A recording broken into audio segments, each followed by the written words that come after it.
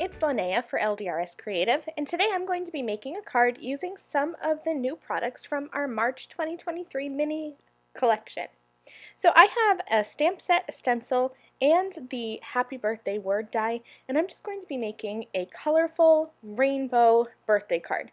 As I create, remember that you can always switch up your colors to make this more suitable for whoever you're giving this to.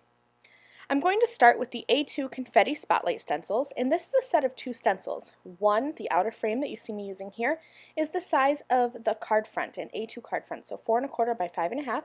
But then there's also a separate inside piece that is going to be used to add some confetti, and I'll be using that in a little bit. I have added that A2 size stencil onto my card front, and then I'm using some LDRS Creative watermark ink, and I'm just pressing that through the stencil. Now, since I'm taking my ink pad directly to the stencil, it's kind of squishing underneath the stencil a little bit, so I'm not going to get perfect lines, but I'm okay with that. I like it being a little bit more abstract. After I pressed that watermark ink in, I used a paintbrush just to clean up the edges. Because I used masking tape to tape off the edges, anywhere where I had that tape, there's going to be a little bit of adhesive residue left over, so I used a paintbrush just to clean that up, and then I heat embossed that.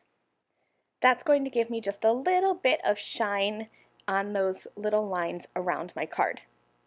Now once I have that heat embossing done, I'm going to pop that outer stencil back into place, lining that up on the edges of my card, and I'm going to this time mask off those lines that I've just heat embossed. And now I'm going to do some ink blending on this large open portion in the center of my card. I want to create a rainbow, but I only want to use 3 colors. I love using just 3 colors of ink and overlapping them to create a rainbow. So I started in the center with my lightest color, which is my yellow, and I used Dandelion. Then I'm moving over to the left side of my card, and I'm using Fandango ink, which is a pretty pink. And I'm going to make sure that I overlap these inks, and I'll even come back in with that yellow just a little bit, and that's going to give me my orange. Over on the right, I'm using Marina Madness, and I'm going to overlap that dandelion to create a bit of green. Now that background I blended lightly, and now I've placed in that center part of the stencil, the confetti part, taped that in place, and I'm using the same inks to go over those areas. So I started with Dandelion in the center, I'll use Fandango on the left, and Marina Madness on the right. I used a light hand on the background for that covered ink blended piece. And then I'm using a really heavy hand now. You can see I'm kind of really pushing on the head of that brush to get a darker application of color. This is going to give me that rainbow, tone-on-tone confetti background. And it's really pretty and really fun, and it was quite simple to do.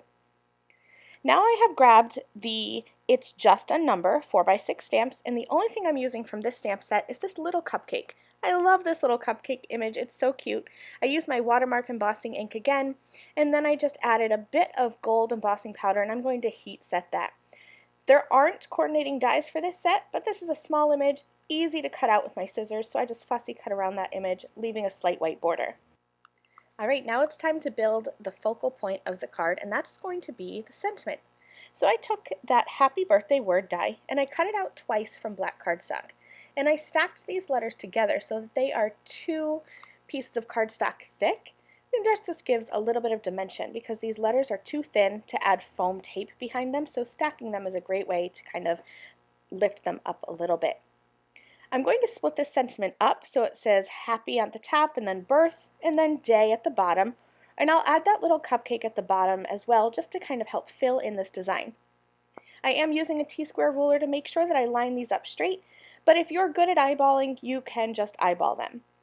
I'm going to lay them out, use that T-square ruler, make sure I'm centered and that I'm straight, and then I'm going to use a bit of liquid adhesive behind these letters.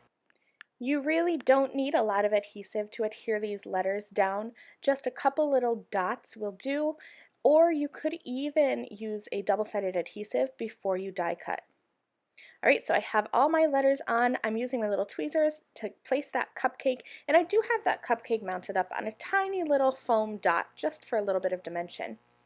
For some added sparkle and shine, because you know I love my sparkle, I'm going in with a clear glitter brush pen, and I'm just going to add some glitter over these black letters.